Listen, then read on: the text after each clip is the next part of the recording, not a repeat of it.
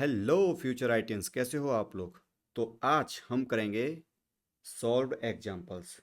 किसके solved examples? Chapter 1 के Coulomb's law and electric field. और ये कौन सी बुक चल रही है आपकी? सिंगेज। मैं सिंगेज की बुक को फॉलो कर रहा हूँ और पिछले 5-6 दिन से, काफ़ी दिन से मैं उसको फॉलो कर रहा हूँ। और मैंने सारे जो पहला चैप्टर है, पहला चैप्टर सब करा दिया है और उसके इलस्ट्रेशंस भी करा दिए हैं, ठीक है। तो मतलब कॉन्सेप्ट, जैसे यहाँ पर चार्जिंग ऑफ बॉडी, ये कॉन्सेप्ट वगैरह करा के फिर बाद में मैंने उनके इलस्ट्रेशंस भी सॉल्व कराए थे, ठीक है।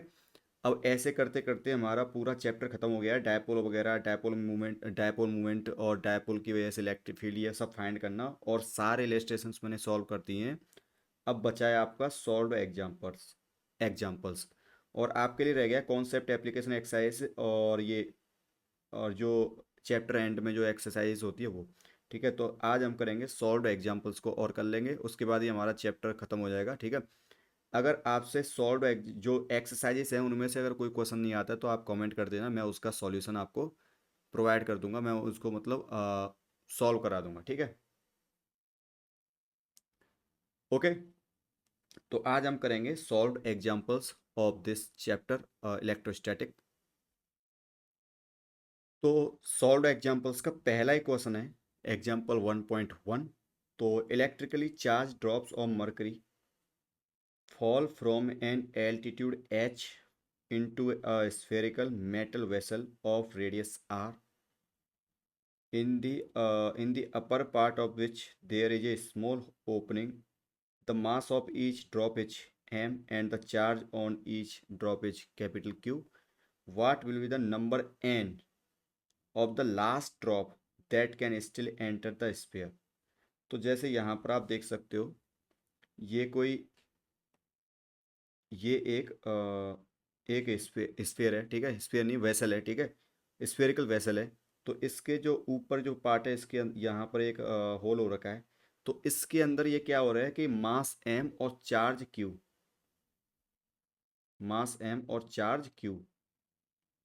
की ड्रॉप्स एंटर कर रही हैं, ठीक है, इस तरह से एंटर कर रही हैं। अब क्या होगा भाई?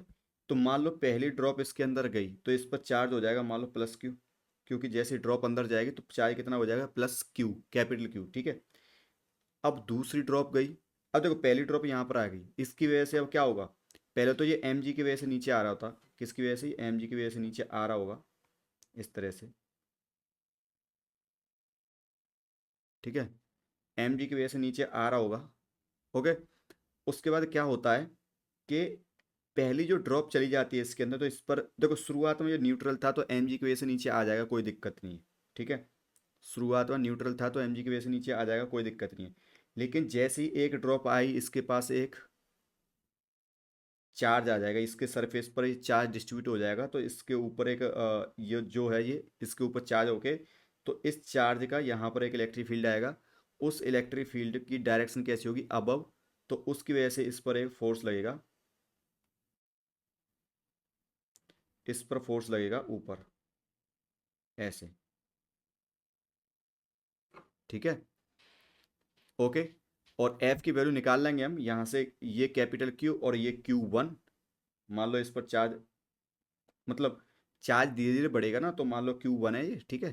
तो F इक्वल टू हो जाएगा F A Q Q into Q1 upon this distance, ठीक है। तो इसको बोल रहा हूँ मैं, मान लो आर, स्मॉल आर, ठीक है। ओके। तो क्वेश्चन में क्या बोलता है कि ये मास एम की और चार्ज क्यू की ड्रॉप्स इसके नीचे अंदर गिरती है, और एन ड्रॉप मतलब मैक्सिमम एन ड्रॉप के बाद क्या होता है? ये बोल रहा है what will be the number of n drop. देखो जैसे जैसे इसके अंदर ड्रॉप जाएंगी इसके पर चार्ज बढ़ता जाएगा, पहले तो ये पता है आपको, इसके ऊपर चार्ज बढ़ता जाएगा। जैसे जैसे ड्रॉप जाएंगे, मान लो 2 ड्रॉप गई तो 2Q हो जाएगा, 2 इंटू Q। 3 ड्रॉप गई तो 3Q, इस तरह से इस पर चार्ज होता जाएगा, मान लो, ठीक है। ऐसे इसका चार्ज बढ़ता जाएगा। एक मोमेंट ऐसा आएगा जब इस पर इतना चार्ज बढ़ जाएगा कि जो यहाँ वाली जो अब नेक्स्ट ड्रॉप आएगी उस पर जो फोर्स लगेगा, देखो जैसे जैसे यहाँ पर चार्ज बढ़ेगा एफ की वैल्यू भी बढ़ेगी, बढ़ेगी कि नहीं? तो एक सिचुएशन ऐसी आ जाएगी कि जब इसका जो इस पर इतना चार्ज बढ़ जाएगा कि इसका इस एम पर जो इस चार्ज कैपिटल क्यू पर इतना फोर्स हो जाएगा कि ये एम जी को बैलेंस कर देगा। एम जी को क्या कर देगा? बैलेंस। तो एक स्टेट ऐसी आएगी जब एफ क्या हो जाएगा? एम जी के बराबर। ठीक है, ओके। तो एम जी के बराबर होते ही इस पर फोर्स जीरो हो जाएगा। अब इस पर फोर्स जीरो हो तो पार्टिकल चलेगा ही नहीं भाई। जहां से इसको चलना था वहां पर ही फोर्स जीरो हो गया तो पार्टिकल अब चलेगा ही नहीं। ठीक है, तो पार्टिकल यहीं पर रहेगा, स्टॉप हो जाएगा।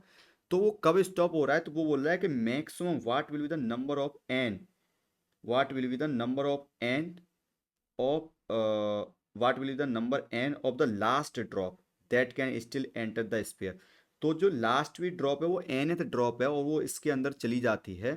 तो उसके बाद इसके अंदर कोई भी मतलब उसके बाद इस पर नेट फोर्स जीरो हो जाता है। ठीक है, तो इसके अंदर कितनी मतलब कितनी चार्ज आ गई? n के बराबर। और टोटल चार्ज कितना हो गया फिर? n into Q. ठीक है, तो यहाँ पर पुट कर देंगे f। f की वैल्यू क्या हो जाएगी? ये डिस्टेंस का मतलब f हो जाएगा a, Q1 मतलब कैपिटल क्यू, ये Q, into Q2 n Q upon r square. R square ये रही आर स्क्वायर। ठीक है, आर स्क्वायर। आर स्क्वायर इसके सेंटर से इस मास तक की डिस्टेंस है। Okay, r square equal to m g. ठीक है, ओके, आपको समझ में आ गया होगा। लेकिन आर की वैल्यू क्या होगी? यहाँ पर आर की वैल्यू होगी r this H, this. R की वैल्यू ये वाली है यहाँ से लेके यहाँ तक। तो ये वाली एच में से ये वाली वैल्यू ये वैल्यू, ये वाली वैल्यू घटा देंगे। ये आर है तो ये आर, स्मॉल आर की वैल्यू हो जाएगी एच माइनस आर। ठीक है, तो पूछा एन की वैल्यू पूछा है तो एन हो जाएगा आपका m g r square upon a capital Q square. और आर की वैल्यू क्या है? दिस। ठीक है, तो ये क्वेश्चन हो गया आपका। एक वैल्यू रख देना 4 पाई एप्सिलॉन नॉट टाइप कुछ। ठीक है, तो ये आपका आंसर हो गया। ओके, समझ में आया? आई थिंक समझ में आ गया हो या नहीं समझ में आ गया हो प्लीज़ कमेंट कर देना, मैं एक्सप्लेन कर दूंगा आपको और अच्छे से। ठीक है, फिर से नेक्स्ट क्वेश्चन है आपका एग्जांपल 1.2। तो two similar balls each of mass m and charge q are hung from a common point by two silk threads each of length l। prove that the separation between the balls is। x की value ये निकालनी है। अगर ये stable position में तो x की value क्या होगी वो निकालना है। इफ़ थीटा इज स्मॉल, ये बहुत इंपॉर्टेंट रहेगा यहाँ पर पॉइंट। ठीक है, if theta is small, is small, find the rate d Q over D t with which the charge should leak of each sphere if their velocity of approach varies as this. तो जब leak करेगा charge, जब charge leak करेगा इसका मतलब ये है कि इस पर जो फोर्स इसको बैलेंस कर रहा था उसकी अब कमी हो जाएगी। उसकी कमी होने की वजह से अब ये ग्रेविटी की वजह से किधर आएंगे? इधर की तरफ आने लगेंगे। मतलब यहाँ रहेंगे ना, इधर की तरफ आने लगेंगे। इस तरह से, इस तरह से आने लगेंगे। तो इस तरह से आने पर जो इसकी जो वेलोसिटी आएगी, क्योंकि ये इस तरह से एक्स की वैल्यू घट रही होगी टाइम के साथ, एक्स की वैल्यू घटने की वजह से इसमें एक इधर की तरफ वेलोसिटी आएगी। वो वेलोसिटी फाइंड करनी है। और वो वैसे दे रखी है वी इक्वल टू ए पर root X where as constant. तो D Q over D T find करना है। ठीक है, ओके। तो यहाँ पर मान लो टेंशन टी लग रहा है इसमें। मान लो स्ट्रिंग में टेंशन क्या है? टी है। ठीक है, तो टेंशन टी है तो इस पर इसका जो टेंशन का एक जो कंपोनेंट आएगा वो ऊपर आएगा इस तरह से। टी अगर ये थीटा है तो ये हो जाएगा टी कॉस थीटा, क्योंकि ये भी थीटा हो जाएगा। ठीक है, और ये इधर एक इधर आएगा टी साइन थीटा। ओके, तो एक नीचे यहाँ पर फोर्स लग रहा होगा एम जी। अब चूंकि ये पॉजिटिव और ये पॉजिटिव चार्ज है तो इस एक इधर फोर्स लग रहा होगा एफ ई, इलेक्ट्रिक फोर्स। और जिसकी वैल्यू होगी ए Q1 Q2 मतलब A Q square upon X square, X दोनों के बीच की डिस्टेंस। ओके, ठीक है, ओके देन। तो यहाँ से देखो अगर T cos theta upon T cos theta equal to हो जाएगा m g T cos theta equal to m g and T sine theta हो जाएगा एफ ई के बराबर इलेक्ट्रिक फोर्स, तो ये हो जाएगा A Q square upon X square. Okay. अगर दोनों को डिवाइड करेंगे, मतलब नीचे वाले से ऊपर को डिवाइड करेंगे तो टेन थीटा, मतलब ऊपर वाले से नीचे को डिवाइड करेंगे तो ये टेन टेन थीटा हो जाएगा। Tan theta equal to a Q square upon M G x square. Okay. अब देखो यहाँ पर टेन थीटा की वैल्यू रख देंगे हम, और इधर A Q square upon M G x square है। तो हमें भी इस तरह से इसको शो करना है, तो उसके लिए यहाँ पर हमें टेन थीटा की वैल्यू रखनी पड़ेगी। तो टेन थीटा की वैल्यू कैसे निकालेंगे? तो देखो, देखो टेन थीटा होता है आपका sine theta upon cos theta. Okay. तो जब थीटा स्मॉल हो, जब थीटा इज स्मॉल,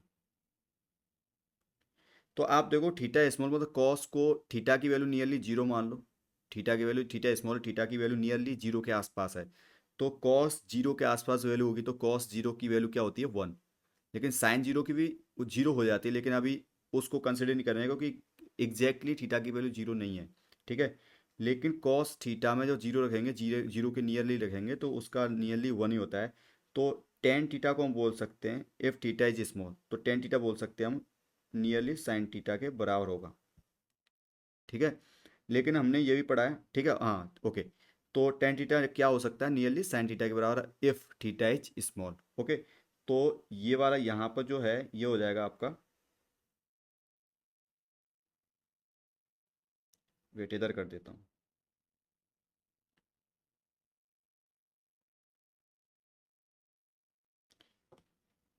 आपका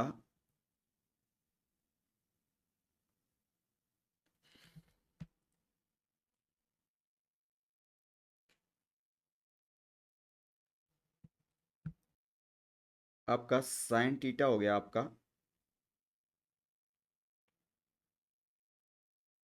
आपका साइन थीटा हो गया आपका A Q square upon M G x square. ठीक है। क्योंकि टेन थीटा की जगह पर साइन थीटा रख दिया। अब जो इस इधर देखोगे आप, इधर इधर देखो, साइन थीटा इक्वल टू क्या हो जाएगा? यहाँ से साइन थीटा हो जाएगा length this length this length is x by two upon this length l. तो साइन थीटा हो जाएगा आपका x by two upon l, तो एक्स अपॉन टू एल। ठीक है। तो ये हो जाएगा आपका x upon two l equal to a Q square upon M G x square. इसको ए को रख देता हूँ one upon four pi epsilon naught, और ये हो जाएगा Q square upon M G x square. तो एक्स को इधर ले आएंगे, वैसे क्यू स्क्वायर हो जाएगा आपका, या क्यू की वैल्यू हो जाएगी आपकी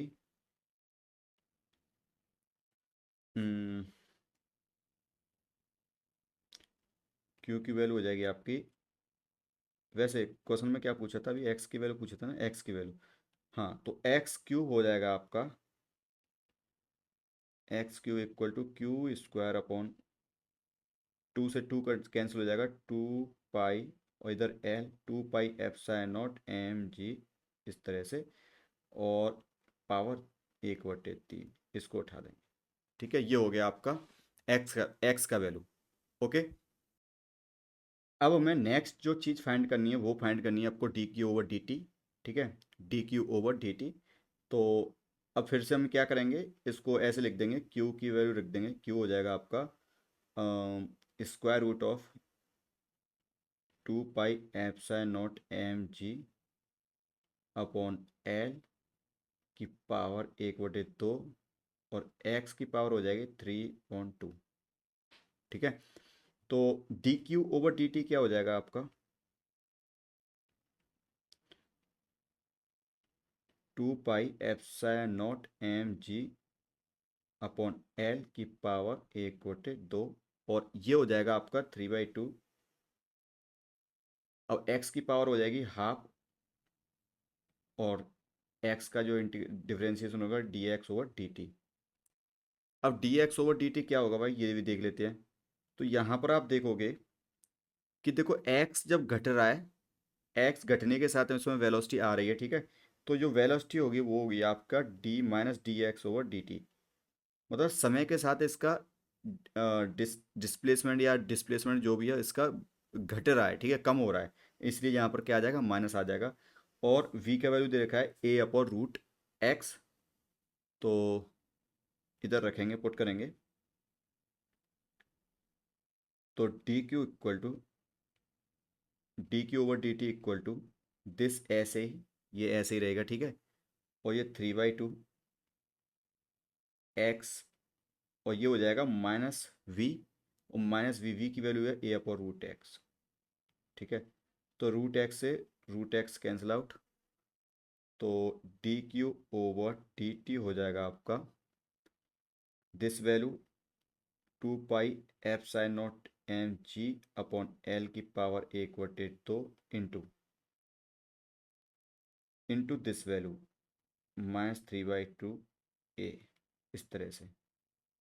ओके, और ये हो गया आपका आंसर, ठीक है।